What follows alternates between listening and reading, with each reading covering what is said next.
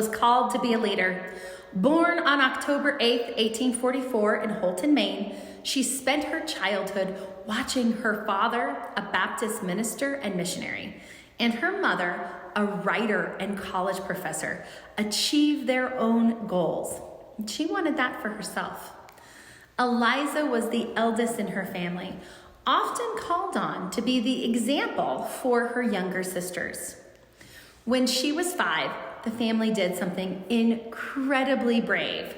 They moved out west. They were pioneers.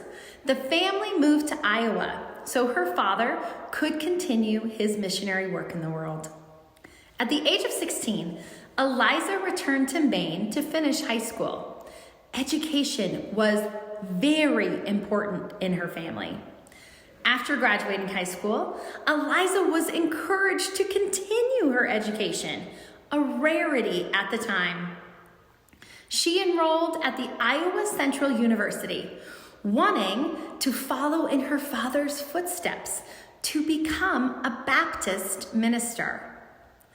Now, Eliza graduated with honors in 1866 and accepted a Baptist missionary post in India. She was going to travel the world to share her love of her faith. Unfortunately, she never made it to India. Early in 1867, her mother became ill, and Eliza was called home to care for her mother and tend to her younger sisters. While home, through study and conversations with local Quaker friends, her faith changed. She struggled and finally denounced the Baptist ideas of God and eternal damnation. She believed in a loving God who thought all people were good and had value simply by being people. Still called to share her faith and ministry in the world, after her mother was healed, she decided to join the Universalist ministry, first in Wisconsin and Minnesota. In 1871, she was formally ordained into the Universalist ministry in Rochester, New York. She is considered one of the very first women to be found into full fellowship in the Universalist ministry. During this time of finding her place on the pulpit, she met and married William Wilkes. William believed in her ministry and so fervently supported her working that throughout their marriage, he was right beside her, supporting. They would go on to have 4 sons and 1 daughter. Eliza worked throughout their marriage. Eliza accepted a pulpit in the Wild West of Colorado Springs, Colorado in 1873. She held worship services and ministered to Universalists and Unitarians from this pulpit. She saw the theology of the two faiths so intertwined that it was unnecessary to distinguish them from one another, especially in the Wild West. She, with other women of faith, would ride through the Colorado mountains, preaching whenever given the chance. Eliza helped begin Colorado College and became its first auxiliary president. By 1877, though, due to the high elevation, her health began to fail. The family needed to relocate. Seeking a more comfortable place for her, they looked for a lower elevation, and the family moved to the Dakota Territories, to the area we now call Sioux Falls, South Dakota. This is where Eliza found her niche. At the time in the Plains and Mountain West, there was a movement of female ministers called the Iowa Sisterhood. These ministers, primarily led by Mary Augusta Safford, wanted to dispel with the Eastern, highly educated male version of minister, to empower women into leadership roles and the ministry. They wanted to bring pastoral care to the people in these rugged places, not just academic lectures.